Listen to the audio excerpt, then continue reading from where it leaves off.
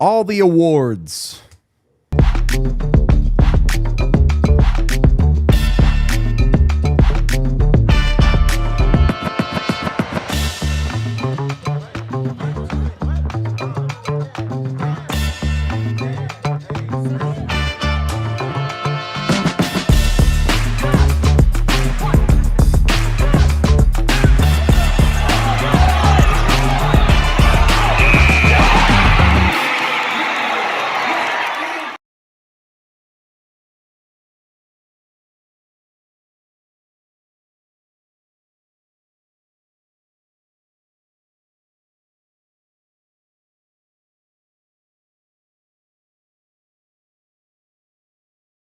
Bet 365. We got Rudo, we got Bailey coming at you on an Avalanche off day, a true off day. Yeah, real. For the Avalanche. Doesn't happen very often, it No, feels not like. really. Bednar was very adamant that this was a well-deserved day off for the guys. Not for us, though. Got a little bit to talk about Never today. for us. While it might have been an off day for this team, a little bit of news to get into before we start talking about our topic for the day. Mackenzie Blackwood. Yeah. Activated off of injured reserve. Trent Miner sent back to the Eagles. Yeah. We excited Of course. about getting Blackwood back? Like I feel like it's always good when you get two starters and you have your two starters kind of at your disposal, but it's not as though the Avalanche were necessarily struggling with Trent Miner in net. Goaltending has certainly not been the problem over the last, the Avs have lost 3 and 5 or whatever. That's one of those was a 2-1 loss. One of those was technically a 4-2 loss, but not, it was really a 3-2 game. And then they blew out some teams too. So the Avs really didn't miss much of a beat with Blackwood out, which is nice to see. They're obviously in a little bit of a weird situation with whatever's going on with Wedgwood right now. A nerve issue, yeah, apparently, which is very, I don't know about concerning, but like it's something interesting. Yeah, nerves are weird, right? Like you could wake up tomorrow and it could be totally fine, or that could be a lingering thing for months. You just don't know. But with Blackwood back, I think it's easy to relax a little bit. Did nothing against Trent Miner. Thought he played very well, especially as a third string goaltender with what the Avs asked him to do. He goes 1-0-1. That you would take that out of your third string goaltender every single time. But you get into that little bit of a mindset as a team, right, where maybe you're trying to be a little too overly defensive to protect your third string goaltender. Maybe it's changing the way you're making decisions with the puck at times that it comes from a good place, but maybe when it comes out onto the ice, it doesn't click quite the way you're hoping to. So hopefully with Blackwood back in the fold, the Avs can take a breath, organize themselves defensively a little bit without Devon Taves still, and play Avalanche hockey the way we know they're capable of. I'm going to ask the taboo question here, potentially. Is the injury, this is the second time we've seen Mackenzie Blackwood with a longer term injury. Yeah. Is that becoming somewhat of a concern here? I mean, of course, it's not a concern. Like, you do not want to worry about your goalie coming in and out of the lineup come playoff time. You don't want to have to deal with that. But I think the fact that none of it has ever been super long term gives you a little bit of confidence. And it's, look, the NHL playoffs, everybody's playing through something, right? I don't know how bad this thing was for Blackwood. Obviously, it was enough to keep him from going on the road trip earlier in January, but I wonder if it's on that line of, like, if this were a playoff game, would he have been put on IR? My guess is probably not. Yeah. It's something that if you had to, you could play through, but the Avs have put themselves in a position in January where if anything is bothering anyone, why would you play them? It's just not worth it at this point for Colorado. So I'm not too worried about that, but if we go through the rest of January, if you get back from the break for the Olympics and these things continue to crop up with Blackwood, yeah, you might have to start thinking about that issue. I think what comes down to it for me too is we had that whole, we're upset about the goaltenders not going to Team Canada. Right. They're going to the Olympics with Team Canada. And then you look at situations like this, the other hand, and you're like, maybe that was in the grand scheme of things. Like, I'm sure they would have loved to go. You hear of course. a Blackwood say, like, it's a little disappointing. But at the same time, you look at what he's going through in January. You're like, this is probably like a best case scenario type of situation for him to officially get right. You've got 2 weeks of maybe limited practice and whatever just to kind of stay fit, stay on the ice, touch the puck, whatever. But like you're getting the rest that you need after an injury that kept you out for longer than just a couple days. Yeah, it took a lot of my adult life to learn what you want and what's best for you are not necessarily the same thing. So I definitely think there is some aspect to that with just how riddled the goaltending has been, because it's not like this is Wedgwood's first injury issue either. No. So both of them have kind of been ping-ponging in and out of the lineup. And do you expect some rust after a 3-week break from your goaltenders that you don't love? Sure. But if that rust equates to them being back to 100% healthy, absolutely worth it. No, I love that Bednar has been prioritizing a lot of that rest, it seems like here too. But there's also the idea, again, Trent Miner didn't necessarily do poorly for you. Totally fine. Too. So knowing that you've got that in your bag of tricks for this organization, I think really helps. Yeah, and I think we see that mindset even spread beyond goaltending, right? With where the Avs are right now. Bednar talked about it. Hey, we're going to rotate some guys. We're going to see what some guys look like up in the NHL, whether that be an Ivan or a TJ Tynan or anything in between.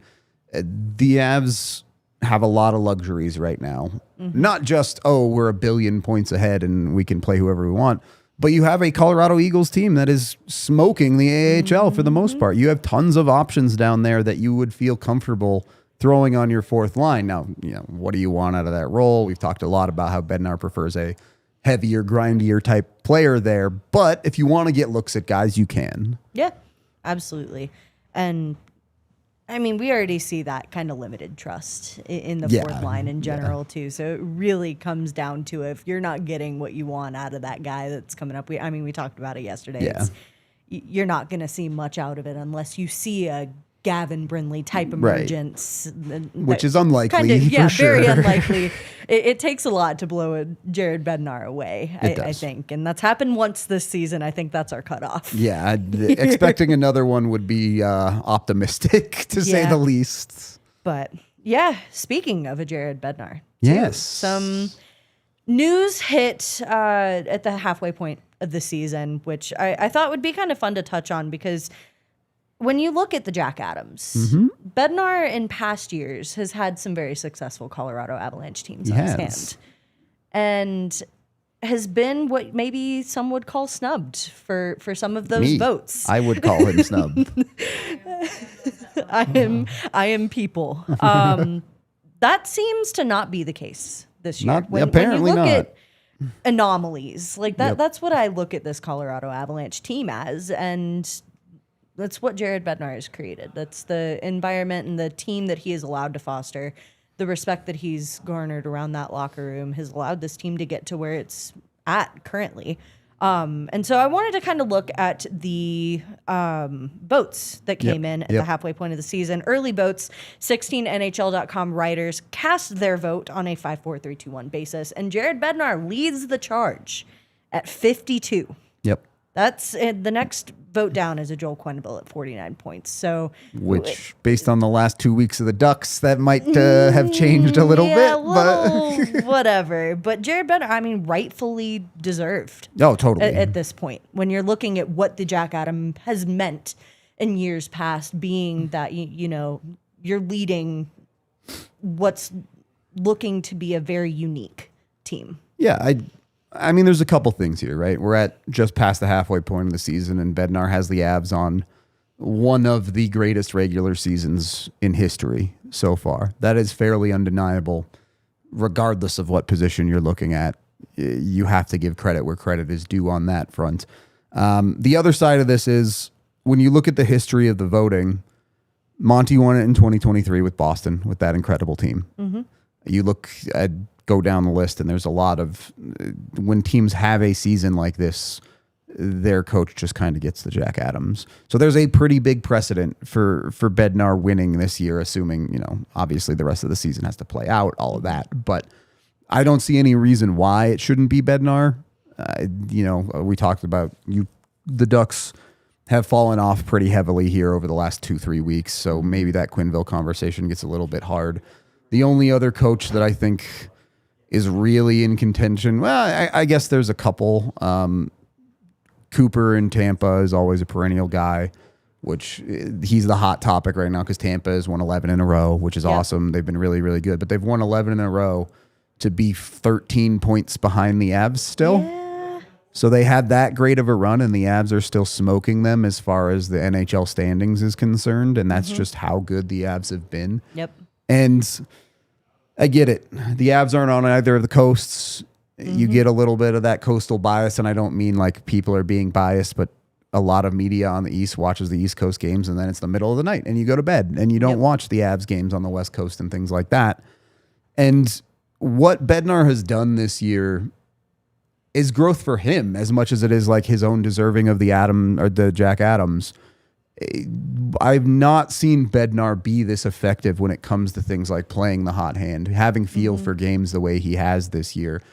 Yes, he has a great team, and that's awesome. But when you watch him put Gavin Brindley up in the top 6 because he's going on a night, when you watch him give shifts to a guy, when you watch him willing to demote Marty Necas down the lineup when he's having an off night, Bednar has a feel for this Avs lineup in a way that I don't think we've seen before. And if you're not really, really paying attention to the Avs, you might not notice that. But it's things like that that really are the coaching differences for me. I think when I look at a Jack Adams in years past, what the identity of that trophy has become to me is your team is overcoming immense adversity to get to where you are. Or you're doing something that's never been done in history, or at least hasn't been done in many years. Like a last season where you see Ovi hit that milestone, and rightfully so, and looking at what the Capitals did. Like that's kind of what I've seen from a Jack Adams. So this one's a little interesting for me. I am in the mindset where I'm like, Bednar absolutely should win this trophy because what he's doing with this team is unlike what we've seen in history. But we've only seen the little bit of adversity at the halfway point of the season. So that's where it's a little interesting in like, there's not a ton of adversity Bednar's dealing with up until, that halfway point. And you're still doing what you're doing. You're still on the run that you are. And that's what defines that for me is what's happened in the last week or two for a Bednar. Yes and no. I mean, Sure. I think for us, it means a little bit more, but clearly the Jack Adams voting does not care about that. Look at last year. I think we all believe Jared Bednar probably should have won the Jack Adams, or like certainly it should have been closer than it was because he had 49 different players suit up for him in the regular season, and he still got that team to the playoffs. Like outrageous stuff. So the voting block doesn't seem to care as much about adversity necessarily that a head coach faces. But yeah, Bednar is unfortunately very comfortable in situations with a little bit of lineup adversity because of what the Avs have gone through, especially post-Cup. That it honestly, it's weird. It almost doesn't even feel out of the ordinary for Bednar to be going through a stretch like this and being like, yeah, he knows what he's doing. You don't really have to overthink it too much. He's got it covered on that front. I will say, take the mid-season polls with a grain of salt. Those are NHL.com writers. The voters for the Jack Adams is the NHL Broadcast Association. So there are different people there, and you know how it is with NHL voting. Narratives will take over the conversation, and weird things will happen. So I just think it's interesting too. Like we already talked about the Ducks too, but Detroit and Minnesota are always. I would have Todd McClellan in that conversation for sure. Yeah, I think it's interesting if the Wild end up. I know that trade for Quinn Hughes kind of gave away some of their future, but like they're still like a big cup contender right now too. And I think if that works out, well for them with a deep run, John Hines has got a very interesting conversation. Could very well be the three finalists right there of Bednar, McClellan, and Hines, or if you want to throw Cooper or Quenneville in there or something like that too. But A very interesting thing, and I'm sure we'll get into it in the second segment, but it's sometimes very hard to pull apart Jack Adams favorites and GM of the Year award favorites because you have to have a front office that's working well in tandem to really be successful. So some of that is, you have a great head coach who's doing the best with what you're giving him, but you also have to give him the right tools to do so, whether that's a Quinn Hughes in Minnesota or, again, in probably the next segment, I'll gush over such a good job that Chris McFarland has done for this team. So before we get into that, do want to take our first break of the show. So let's go shout out some of our sponsors. What if you could have reliable and intelligent Wi-Fi? And what if you could keep it at the same price for 5 years? That's the Xfinity 5-year price guarantee. Imagine Wi-Fi that makes everything in your home work together and finds and fixes problems before you even notice them, like super intelligent Wi-Fi with a 6th sense and that lets you stream the game even when your whole family is online. All your devices working in perfect harmony for 5 years. And here's the best part: no annual contracts, no hidden fees, and Xfinity's best equipment included. Take it from me, a lot can change in 5 years. You see championships get won, you see records get broken, and you see dreams grow bigger. But your Wi-Fi, it should stay reliable, and the price should stay put. Lock in your price and unlock the possibilities with Xfinity. You can learn more at xfinity.com. Of course, select plans only and restrictions apply. Xfinity, imagine that. And once you get your Wi-Fi and internet all set up with Xfinity, you should be all set up to take the next step with your business. That is Shopify. Shopify is the e-commerce platform behind millions of businesses around the world, and they're 10% of all e-commerce in the United States. Whatever you're working on, Shopify has your back. You can get in with Shopify today. It even powers the DNVR merch store, so if you want to see how it works, you can go check us out, by the way. But Shopify does more than just set up your storefront. They've got you covered with website creation, product descriptions, email and social media marketing, and even more than that, they even have AI tools designed to help you maximize sales. So if you're ready to sell, you're ready for Shopify. Turn your big business idea into cha-ching with Shopify on your side. You can sign up for a $1 per month trial and start selling today at shopify.com/allcity. That's shopify.com/allcity. Go get with Shopify today. Cha-ching. Second period of the DNVR Avalanche podcast brought to you by Bet365. bet on Jack Adams for Bednar. Yeah. You've got my vote. Got my money. It's gotta be. It's gotta be the year. Take it all. My thing is, like, there should be, the only word I can think of is posthumous, but Bednar's obviously alive, so not posthumous. But when Jared Bednar wins the Jack Adams this year, they should give him 3 trophies. Oh. He should have won the Jack Adams twice already. Absolutely zero doubt in my mind in 17-18. Should have won it. The only reason he didn't is because Vegas was new to the league and the NHL was trying to create storylines about a team that went on a Cinderella run. Absolutely not. Jared Bednar took the worst team at the time in modern history back to the playoffs in a 1-year turnaround. That doesn't happen. With pretty minimal lineup changes, too. Like, yes, the Matt Duchene trade happened, but a lot of those pieces didn't come into significant effect on the Avalanche until later down the line. It was really just Sam Girard that had an immediate impact on the Avs from that trade. So the fact that Bednar was able to do that, or turn that team around in the short amount of time that he had, because if you remember, when he joined the Avs in 16-17, he had a very shortened summer because of how late Patrick Waugh quit. So that season was doomed, and then Bednar proved he was a legitimate quality head coach in the next year. Should have won it then. Absolutely no doubt in my mind, and should have probably gotten a second one somewhere in the post-Cup era. The Avs were just so injured through that stretch, and Bednar kept getting the absolute most out of those teams in a way that very, very few coaches are capable of. Unfortunately, he has 0, but when he has 1 at the end of the season, I'm going to say he has 3. Yeah, I think that's absolutely fair.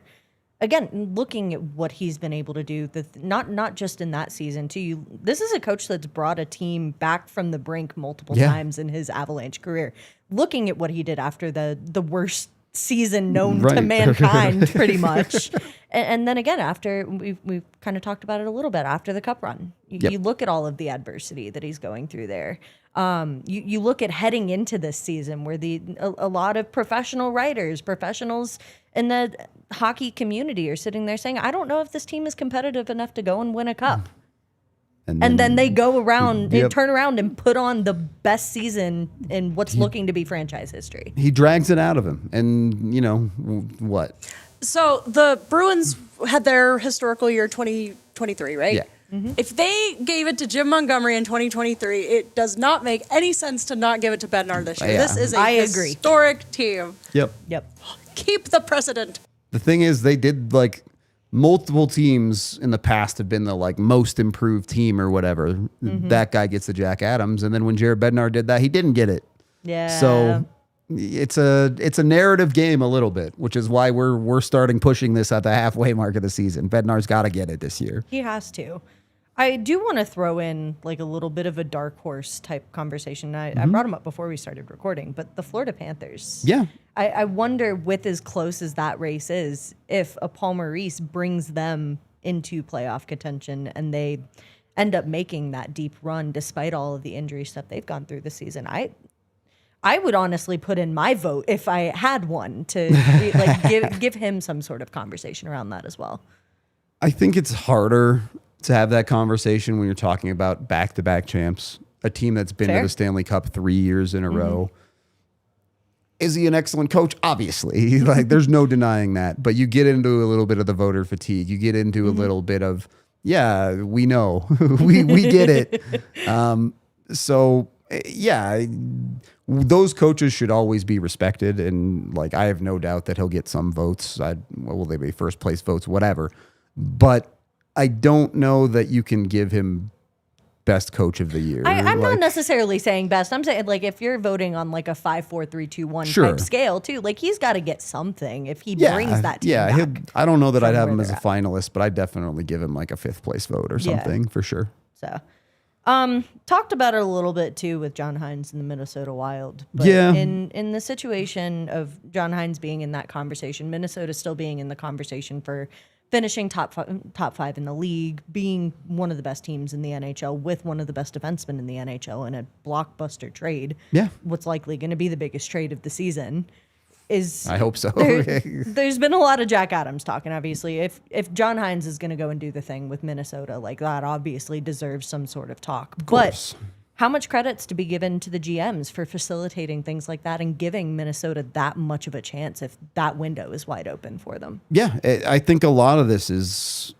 it's important to acknowledge the GMs and what they're doing. And, obviously Guerin in Minnesota, for the first time in years, had the cap space, had some flexibility. He doesn't have all this dead cap in his lap that it feels like he can go out and do things. Now, he gave a ton of that to Kirill Kaprizov right away, but then goes out and makes the big moves because... the most important things for GMs to do in the NHL is to recognize the moment they're in. When you need to go all in, you need to go all in. You can't miss the window. And even if it doesn't work out, obviously that's disappointing, but far better to have tried and failed than to have let the moment get away from you and now you're stuck in the Calgary zone forever with nothing to show for it, or the Minnesota zone, you can call it that too, to be honest. So I do think he deserves a lot of credit for taking that shot. The Avs have long been a team that have kind of forerun and championed that style of hockey. And I don't even mean this era. I mean the original era with Pierre Lacroix. And then they would, when they were in their window, they went all in every year. They said, we're going to try to win right now. And it worked out twice, which is pretty good. It's a mindset that Chris McFarland's taken in the last year too, especially. And Chris McFarland, I think, is a fascinating conversation about winning the GM of the Year award this year, because I think he should be in the conversation. But a lot of this work is stuff that he did last year and then maybe has follow-up stuff on. Obviously, the 9 trades in season last year is a ridiculous number and all of that work that he did. But then you have all these follow-up conversations.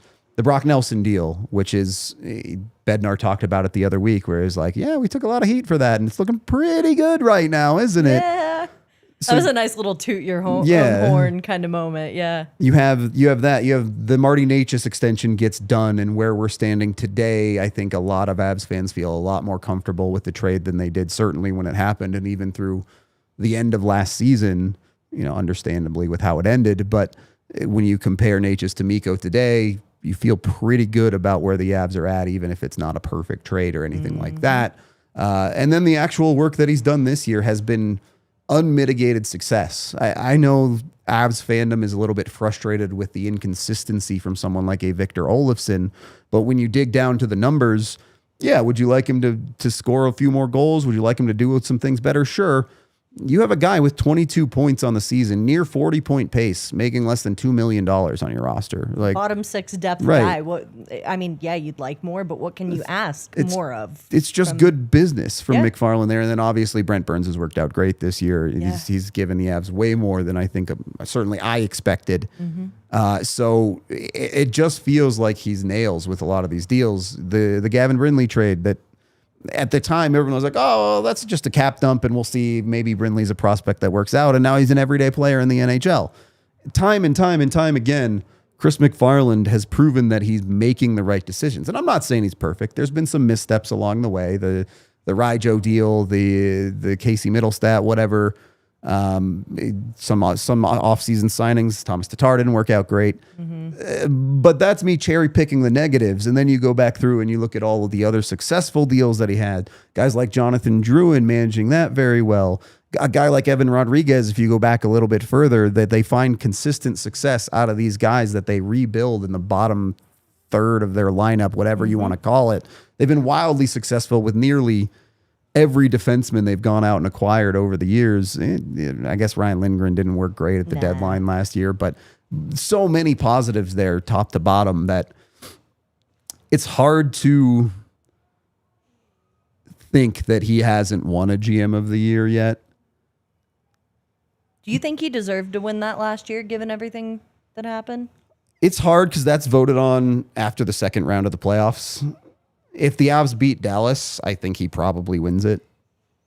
The Avs didn't beat Dallas. No. So, and unfortunately, McFarland can't go out there and play the games, but he is the guy that sets up the team. And that one is always weird to me with the voting, because what do you do? Because obviously Chris McFarland deserves a ton of credit for putting the team together that he did this season, and the Avs are doing what they're doing. But a decent portion of that team got put together last year. So does he get credit for that in the GM of the year this year, or do you pass over that? I don't know. Yeah, that's fair. I do think it's interesting when you look at who won it last year in a Jim No, obviously. Yeah, that seems to be the default answer. Mikko Rantanen, Yeah. and like that works out well. And I say repurposed with, all the respect in the world. Fantastic player, and to be able to get that done the way that they did, I mean, props. Yeah. I'll give my props there. But it's just interesting looking at just how much change there was for that Avalanche season. You talk about a GM giving the team the most amount of resources possible to go and do the thing, going all in on your team. And that's the definition of it, is what Chris McFarland kind of did for the Avs last season. Committed, sent it, and will do so again this year. Now, we're not to the trade deadline yet. We'll see how everything all shakes out. Maybe some team does something crazy and that puts them in the favorite seat to win GM of the year or whatever it might be. But again, these awards go hand in hand. When you're not talking about individual player awards, a lot of these things come down to organizational success. The Jack Adams is very regularly an award that is given to the coach with the best goaltending, because that's goaltending gets you wins. The GM of the year award, not necessarily the GM that made the best moves, the biggest moves, just the team that finds the most success. And from that standpoint, from the standpoint of regular season success, nobody's catching the Avs this year. No, So not at all. Bill Guerin, I would say, like, if we're going to keep talking he's about made like the biggest move for sure. Yeah. Definitely. I think Minnesota ends up going far. He could contend. Yeah. Chris McFarland for a situation like that. It's going to be a tough year for that, right? Because assuming things hold in the NHL, the Avs are going to finish first, Dallas is going to finish second, and Minnesota is going to finish third as far as NHL standings and Central Stacked Division Central. standings. So one of the top three teams in the NHL, if that holds, is going to lose in the first round of the playoffs. And regardless of how good they are, losing in the first round of the playoffs for the awards that are voted on, not at the end of the season, but in the playoffs, you get crushed. Yeah. If you lose in the first round, you're probably going to lose the awards. So disappointment might be coming for one of Dallas or Minnesota this year. Not just obviously losing, but you might see some awards slip through some fingers on that front. It is really difficult when you sit there and consider looking at the standings, just how stacked that Central Division Yeah, is. it's dumb. It's going to be very interesting around playoff time, too, just to see exactly how those matchups end up sitting and who makes it through. It's going to be somewhat smooth sailing depending on where you're at. It'll be interesting because it's very, very likely at this point that the Avs run away with first and that they'll be able to kind of do some load management and things like that and down the home stretch or whatever they need to do. We'll see if Minnesota and Dallas get into a dogfight for home ice on that first round, or if things kind of settle out and they're pretty prepared. We could be on pace for one of the best first rounds in NHL history, I think, especially if those positions are decided. Getting a 100% healthy Dallas and a 100% healthy Minnesota, I guess Dallas won't have Sagan, but whatever, they'll make deadline moves. Going at each other in round one, that series could be an absolute war. Like, it could be a crazy, crazy series. And again, that was last year. Yeah, too. right. Like we said the same thing about last year. Yeah. So it looks like you might be setting up for that again. And the entire East is a bloodbath. Anyone could play anyone in the East. That's you have no be, idea. Whoever comes out of the East, that's going to be... They're going to be bloodied for talk sure. About a dog yeah, fight. Like, exactly. That's going to be war. More to talk about on the trophy front, I think, but want to take our second break of the show and shout out some more sponsors. Get with the official vehicle of DNVR in Toyota. It's also the official vehicle of the Colorado Avalanche, and they have a vehicle for everyone. They've been a part of the truck scene for forever. It's always been part of Toyota's DNA, whether you're looking for the Tundra or the Tacoma or whatever it might be. They've also got tons of other vehicles too, whether it be SUVs, sedans, crossovers, hatchbacks, you name it. Toyota has something for everyone. Whether you're conquering off-road trails or hauling the weight of the world, Toyota has 17 different models with all-wheel or four-wheel drive available, like the Epic 4Runner, and they also offer more low and zero-emission vehicles than any other automaker combined. So get with Toyota today. Go check out your front-range Toyota stores, including AutoNation Toyota, Arapahoe and Centennial, Corwin Toyota and Boulder, Groove Toyota and Littleton, Mountain States Toyota in Denver, Stevenson Toyota East in Aurora, and Stevenson Toyota West in Lakewood. Whatever you're getting into, they even have a iForce Max Tundra, the hybrid truck. They've got you covered for your daily commute. Again, Toyota, the official partner of the Colorado Avalanche. Get with them. Let's go places today, Toyota.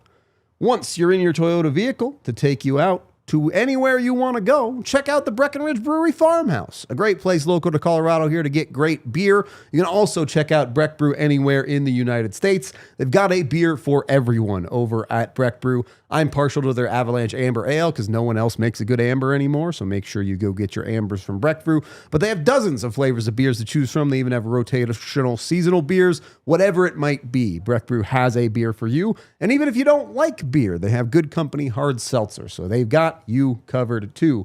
They've been doing it for 33 years. It all comes down to their love and passion for making good beer, and they do it with 100% renewable energy. So head over to breckbrew.com to use their online beer locator to find Breck Brew near you. Again, available in all 50 states, but you can always come down to the DNVR bar to get some Breck Brew. Also, if you're local, go check them out. Again, breckbrew.com. You can find all their merch there too.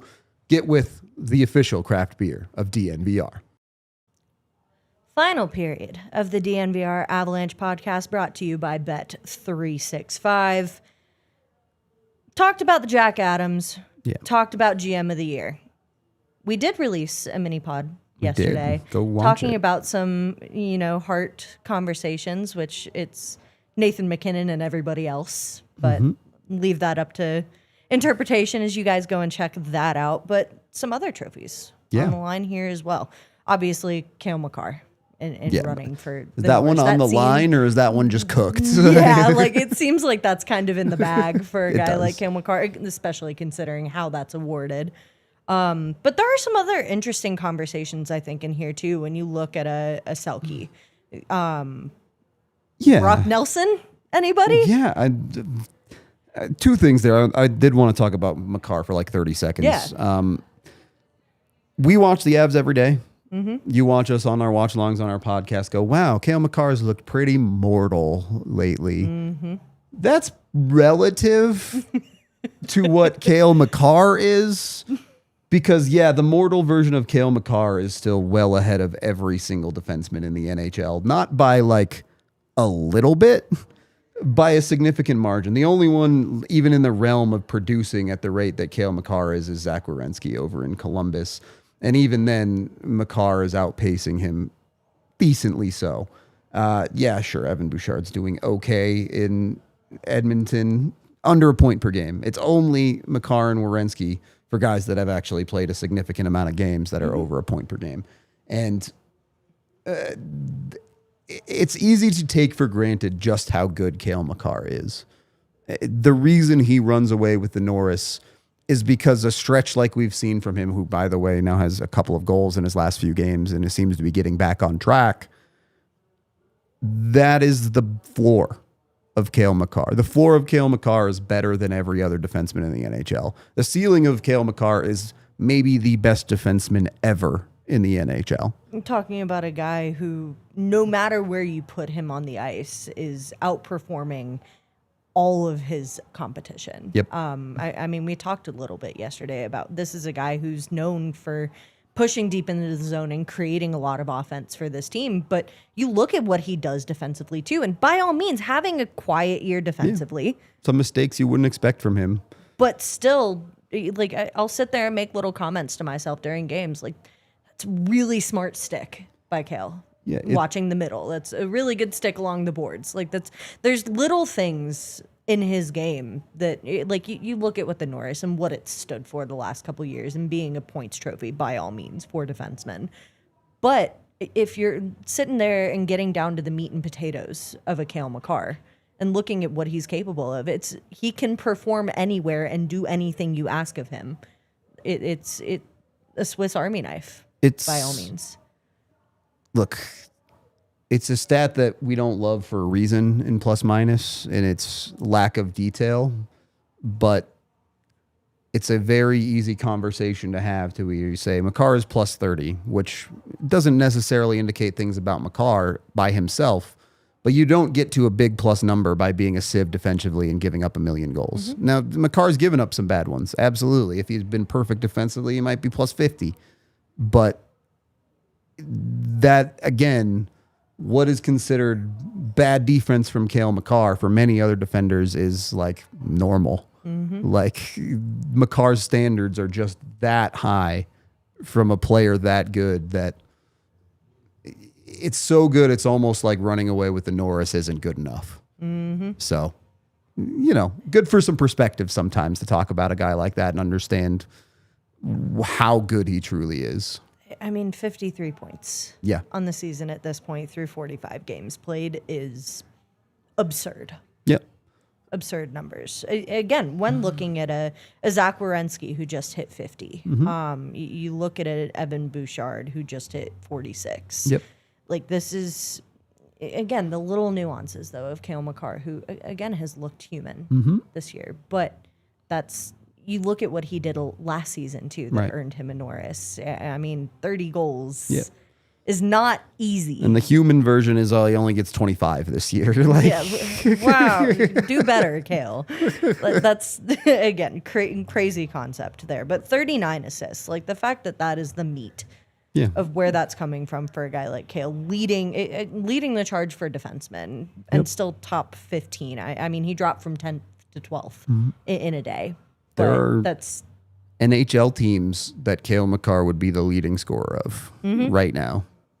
That's how crazy that is. Like, that doesn't. Cale Makars don't grow on trees. And they the do fact not. That this is the kind of season we're talking about. Like, he looks more human, and he's still like the top vote in any. It's what should be anybody's votes. Right. Now, while we're talking about a Norris, you look at a Zach Werenski and an Evan Bouchard who are in the top 25. They're the only 3 defensemen sitting here on this list. But when you talk about Cale Makar, you also have to talk about a Quinn Hughes. You do. And the Quinn Hughes narrative has changed a little bit, I think. The fallout of how everything fell apart in Vancouver. There aren't nearly as many people clamoring for, Quinn Hughes is better than Cale Makar. But you're setting up for, if not a direct confrontation, Minnesota's likely going to have to get through Dallas, and the Avs would have to be whatever first-round opponent they face. the proof is in the pudding there. You know, which team makes it farther in the playoffs? Gonna be the only thing that matters at the end of the day, right? We all love to talk about these original individual awards, but we talk about the guys who win the Conn Smythes, not the guys who get eliminated in round 1 and 2. And it's why such a large portion of the Avsosphere is so frustrated with what the Avs have done over 3 years. You have some of the best individual players on the planet, and you don't even have a conference finals appearance since your cup run. It's fair to be disappointed with that. And it's gone from Quinn Hughes Pacific Division, Avs Central Division. You don't really have that direct matchup.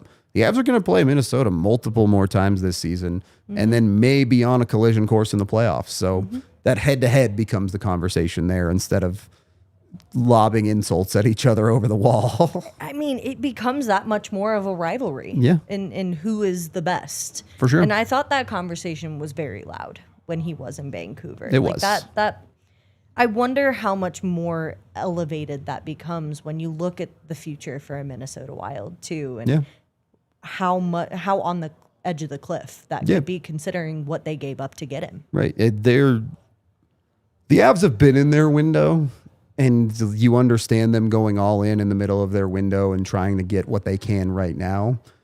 Minnesota, their window opened, and it was pretty unclear how long this window is going to be for them. So they just put all their eggs in the basket and said, shove it through the window. Let's see what we can get here.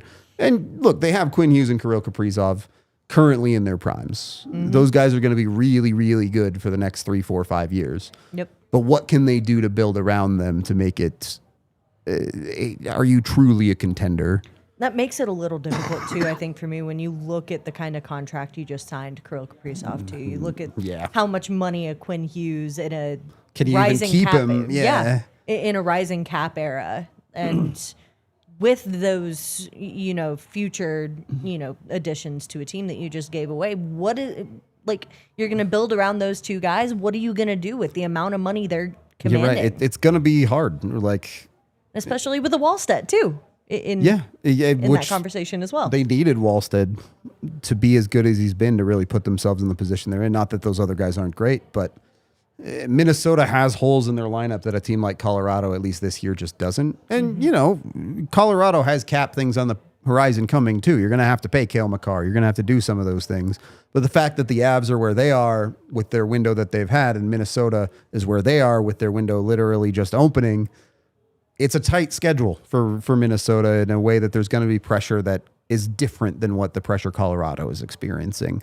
And I mean, who knows what the future holds? New Jersey seems to be doing their best to try and drive the other Hughes brothers out of New Jersey. So maybe they go to Minnesota and they all sign there and it's a nightmare. But the other side of it is Quinn Hughes walks, and then, is Minnesota up a creek a little bit? Who knows? We talked a little about Wallstedt. I don't think the Avalanche are even close to being part of this conversation, but you look at a Matthew Schaefer and a Wallstedt kind of leading the charge for the Calder trophy. Gavin Brindley's the only guy you can add to that conversation. He's fun, but not gonna. I don't even think he'd get a vote, like a 5th place vote. I don't think at this point, but. I mean, it has to be Schaefer, right? It's just been too good this year. As far as the rookies are concerned, I don't know that anyone really comes all that close. Not that there aren't other really, really good rookies in the league this year. It's really hard to win the Calder as a goalie when there's any high-level skater out there. So I unfortunately making the splash that Schaefer is, that's really difficult. It becomes really hard for the goalie to win that. So my expectation is that Schaefer's super fun to watch too.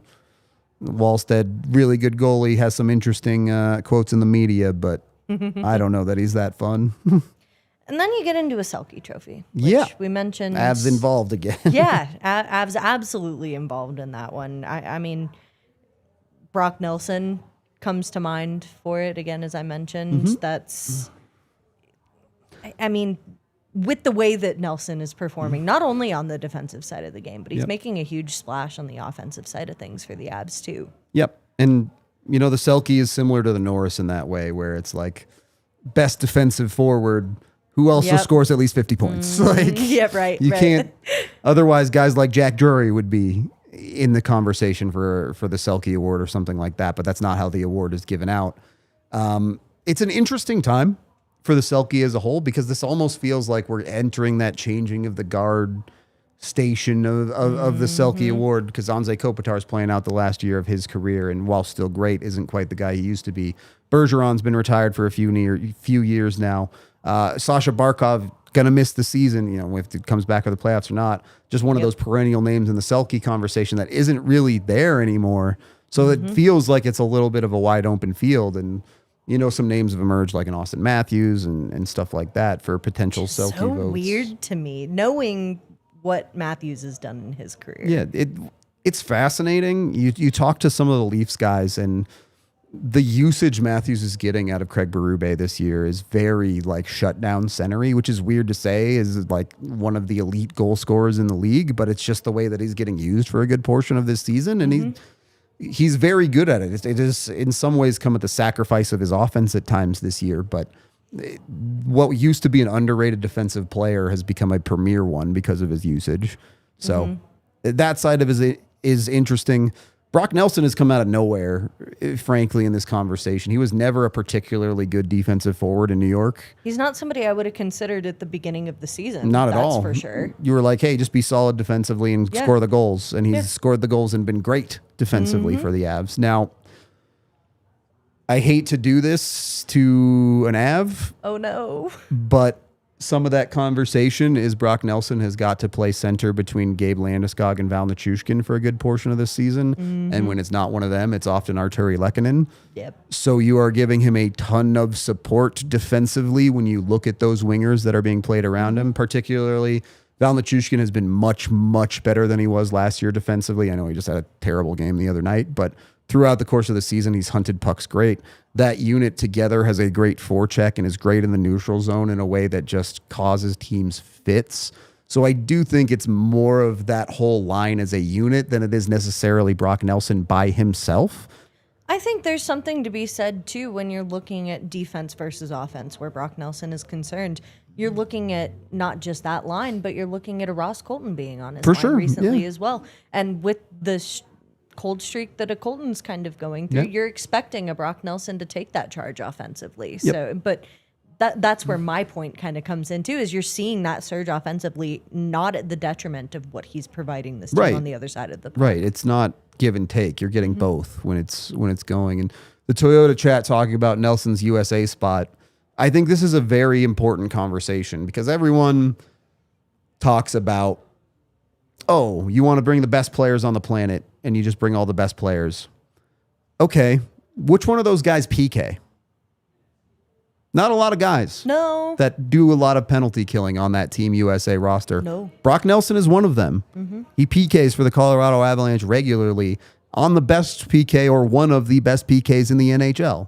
So there are other factors there than just, oh, bring all the best players in the world. Now, I still think Team USA made a couple of questionable decisions with who they brought. I'm in Canada, man. But I already hashed that. right, It's fine. yeah. But that's where I think you really get into the Selke conversation with Brock.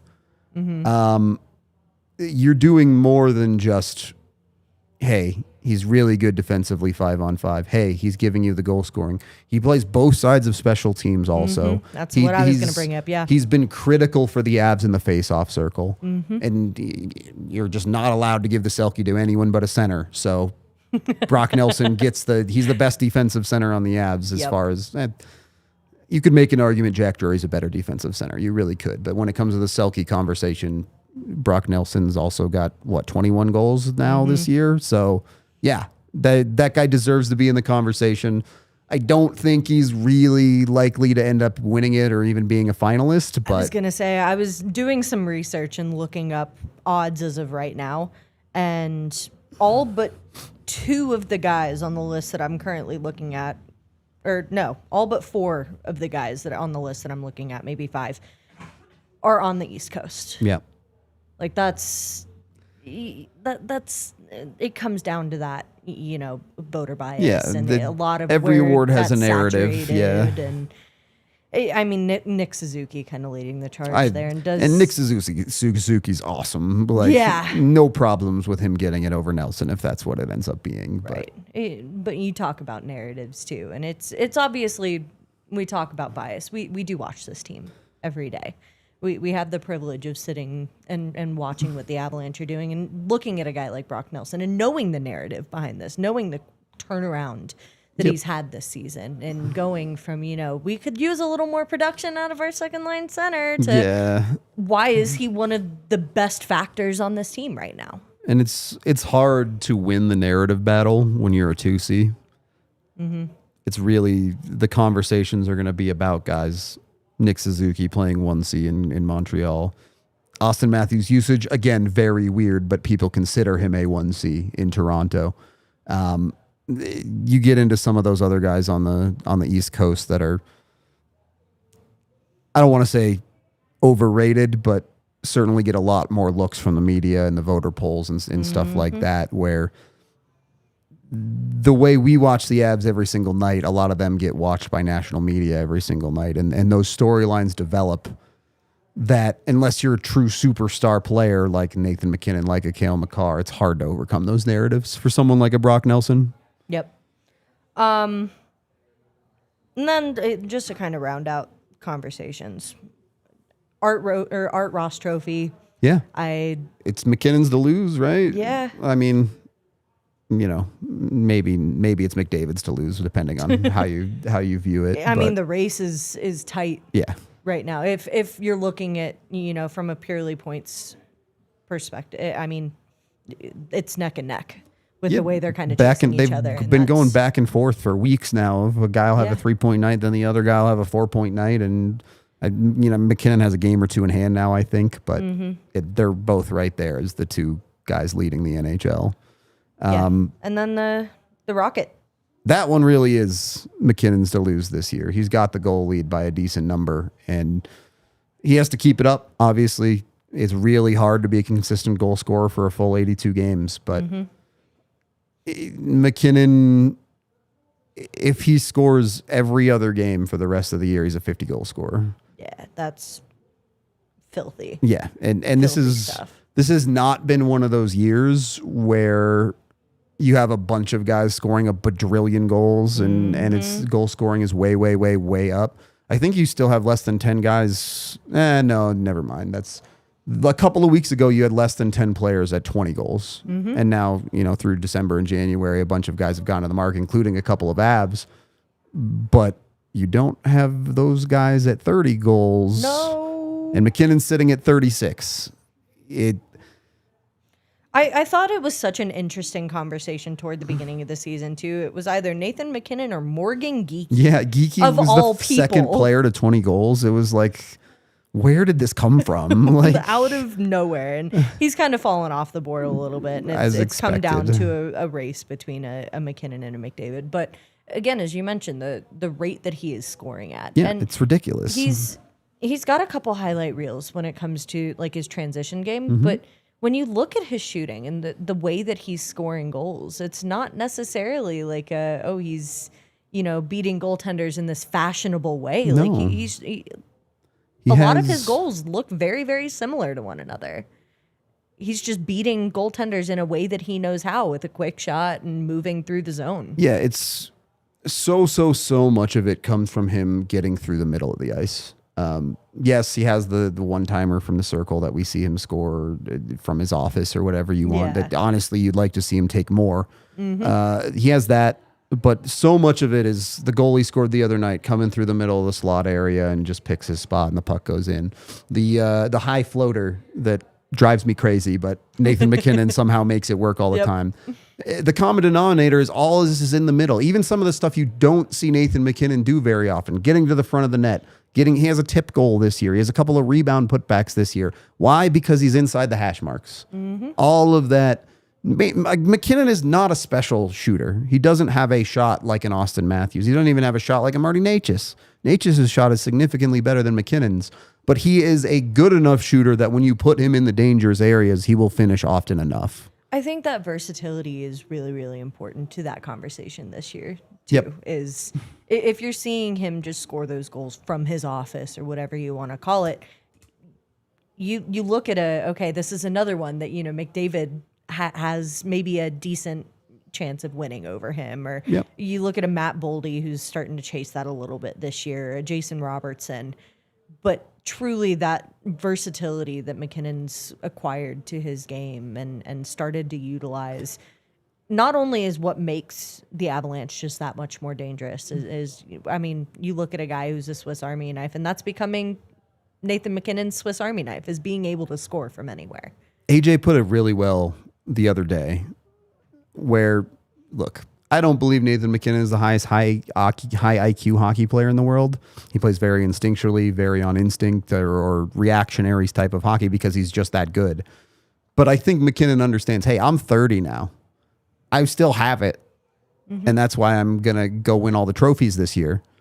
But what happens when I start to get a little bit older? And he's starting to work those things into his game that wily veterans know how to do, know what to do where it comes to, I wouldn't call it doing the right things, but understanding how to sneak to the dirty areas of the ice, understanding how to find those little soft spots in a way that Nathan MacKinnon has spent his whole career saying, yeah, I dangle a dude and create the soft spot.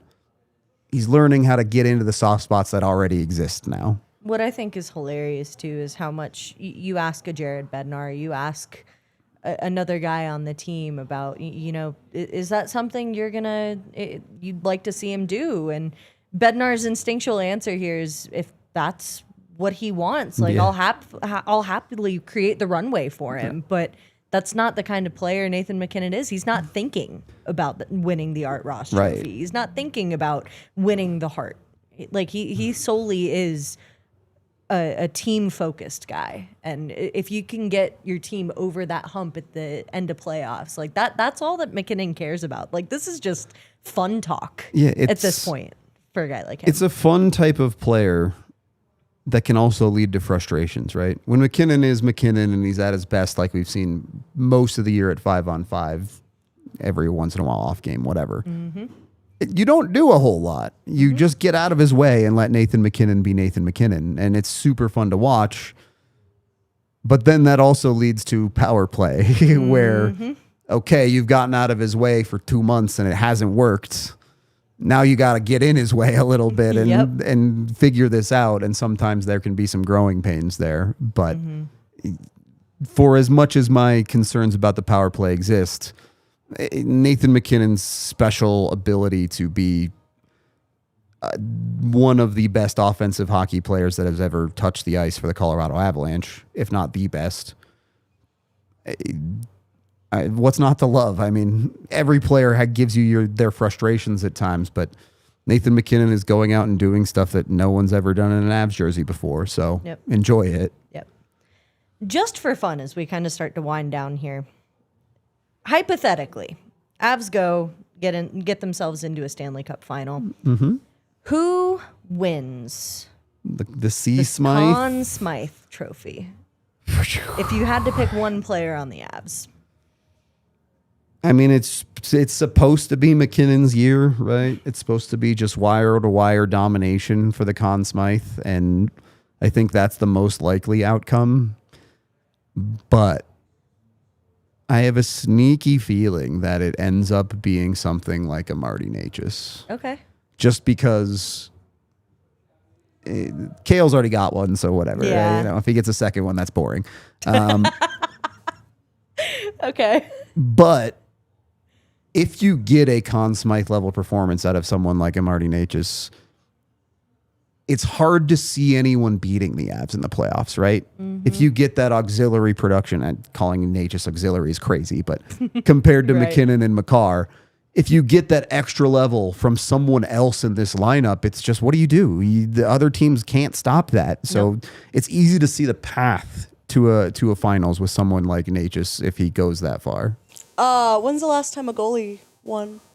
Not that long ago. I'd have to look. Do you think that could be a possibility? That's what I was going to bring up. And I don't think that's a possibility. Not that the Avs goaltending isn't very, very good, and it could happen. A goalie could get in the playoffs and post a 940, and that's that. But the Avs aren't built to need that. They're built to need good enough goaltending. I think I disagree to a point. Okay. There's, I think, a conversation to be had if a Colorado's running into a Dallas, where you have some of that high-end scoring in a Robertson, in a Rantanen. Wyatt Johnson tends to go off on times as well, but you've got a guy who's going to stand on his head, and if that's the performance you're getting out of a Mackenzie Blackwood, because in the grand scheme of things, unless Blackwood is injured, Wedgwood's likely not going to see a lot of ice time, just knowing how Bednar works in the playoffs. But if you're looking at getting a grade S performance out of a guy like Mackenzie Blackwood putting up a situation like that, I think there's absolutely a conversation to be had about a guy like Mackenzie Blackwood giving Nathan MacKinnon, a Cale Makar, and Martin Netjes a run for their money in that regard. Yeah. For the record, Vasilevsky won it in 2021, was the last goalie. The thing is, and again, this gets into award narratives instead of who should actually win the award. Mm-hmm. The way the Colorado Avalanche play, if they're playing their best in the playoffs, you're going to see nights where the Avs give up 23, 24, 25 shots. It gets really hard for a goaltender to win a trophy like that if the Avs defense is so good that they're maybe making their lives easier, or at least from the media point of view, it feels like maybe the goalies didn't necessarily have to work for it. And if you end up in a situation where Blackwood has to make 38, 39, 40 saves a night, I don't think the Avs make the Cup Finals. That's valid conversation. Yeah. I don't know, as we get into overtime here, kind of finishing up our award conversation, I do think it's interesting, but in looking back at a 22 Cup run where you get the thing done in,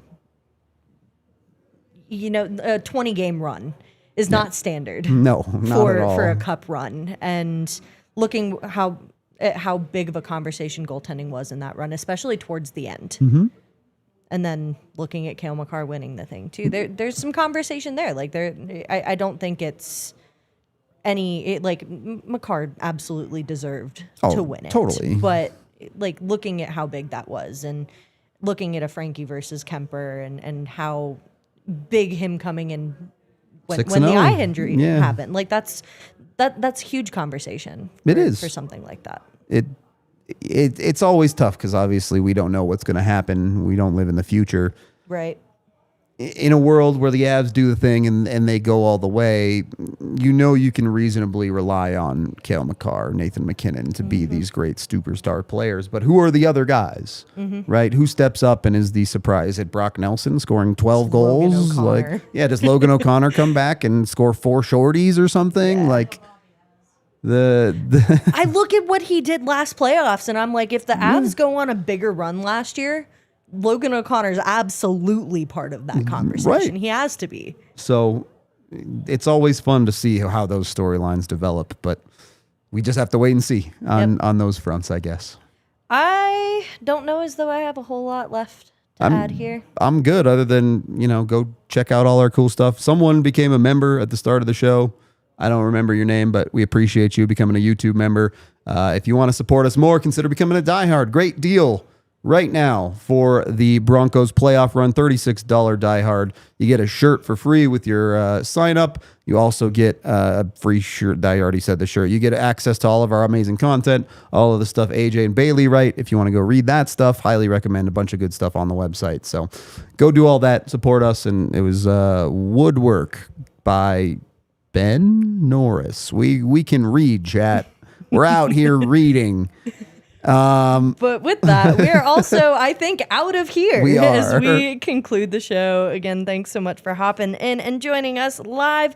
We will see you next time here at the DNVR Avalanche podcast, presented by Bet365. We all silly like the mayor.